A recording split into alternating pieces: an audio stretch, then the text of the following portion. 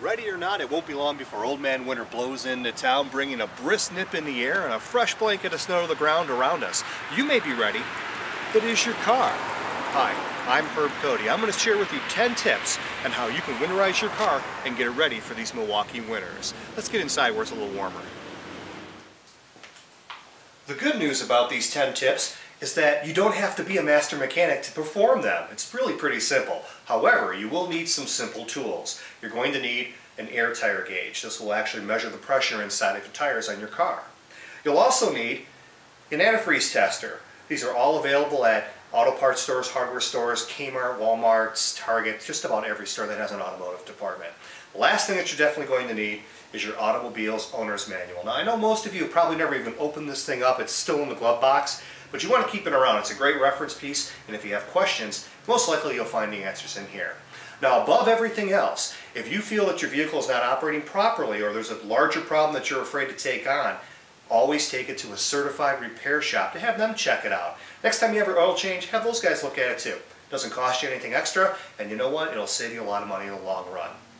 Let's get started on our first tip. The 10 winterize your vehicle tips we're going to share today are from Edmunds.com. Check out the website, lots of great information there. Your first tip is to consider using snow tires this winter instead of your all-season or performance tires. Snow tires will give you better traction in slippery conditions and in snowy conditions. Your second tip is to check the air pressure in your tires. Now the most important thing is to decide what is the proper air pressure. How do you know that? Well, if you look at the sticker on the inside of your driver's side door, it'll tell you what the PSI reading should be for each tire on your car. Pretty simple.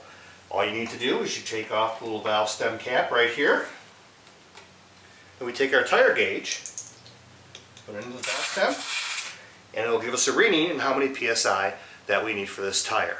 Pretty easy to do. If you need to add, put air in. If you need to take out, take some air out, put the cap back on. And now you've checked your tires and you're ready to go and move on to the next tip.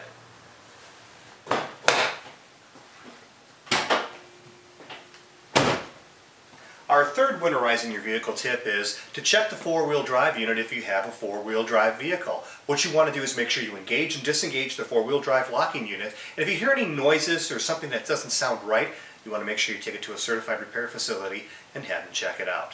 Our fourth tip is to know what viscosity oil you need in the winter. Some cars have different viscosity oil in the winter than they do in the summer.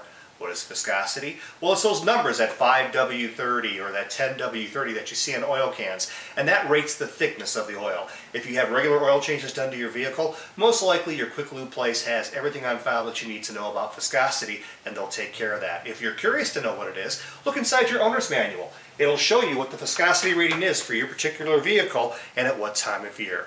Most of today's motors only use one viscosity, 5W30, so it's probably not anything to worry about. Our fifth tip is to check your belts and your hoses on your vehicle, making sure that the hoses are not soft or have holes, make sure they're not leaking, and also make sure the belts are not cracking, because when they get cold in the winter, they can crack a lot easier and bad things can happen. Let's take a look.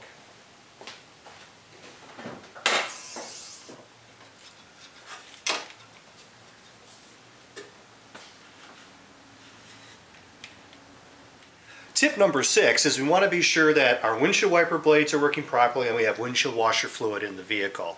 Let's check our windshield washer fluid. It's very simple. It's marked windshield washer fluid. It's a yellow cap. We look down in there and it looks like I could use just a little bit of windshield washer fluid. So let's add some.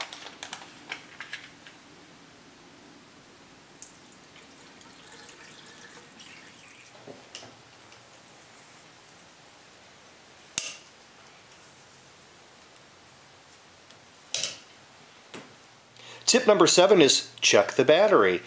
Now the battery in this car is pretty hard to get to, and since it is more than 3 years old, we're going to actually head over to a certified repair facility and have them test it. A lot of auto parts stores will test your battery for you for free as well. So we'll let the pros take care of this one. Tip 8 is to check your antifreeze mixture. We're going to do that with our little antifreeze tester here. The goal is we want to have 4 of these balls floating inside the antifreeze when we put it in here, and that'll indicate that we're at least a minimum of a negative 34 degrees before the antifreeze would freeze.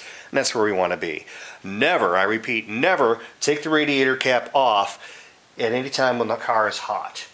You want to make sure it's cold. Use a rag just to be sure there's no steam. You will get burned. Take this in here. We get a little bit of juice.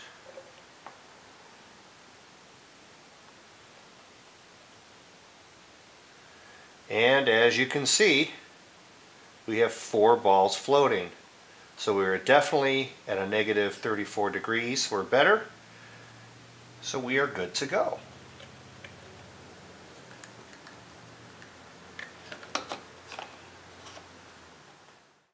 Tip number 9 is carry an emergency kit in your car. Now you can purchase a pre-assembled roadside kit at most auto part, hardware, or general retailers, but you could save a few bucks by making your own.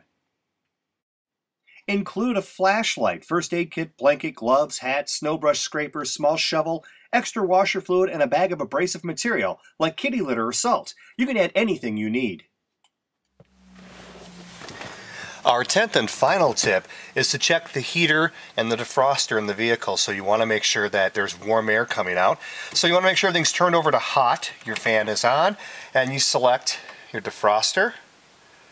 Make sure there's good warm heat coming out of there. And also your heater. If there's any problems or you're not getting any heat, you want to make sure that you take your vehicle to a certified repair shop so they can diagnose the problem and take care of it for you before it gets icy cold outside. Remember to always consult your vehicle's owner's manual for the proper maintenance schedule and to answer any questions you may have about repairs. Now, if you feel there's something really wrong with your vehicle, if it's not operating properly, or you're not comfortable with doing this winterization on your own, always take your vehicle to a certified repair shop. They'll take care of your questions and make sure everything is done properly. You can find these top 10 tips for winterizing your vehicle at Edmunds.com. Now that your car is all winterized, you're ready to go, get out and enjoy the winter. We love it here in Wisconsin, right? Thanks for watching. Happy motoring.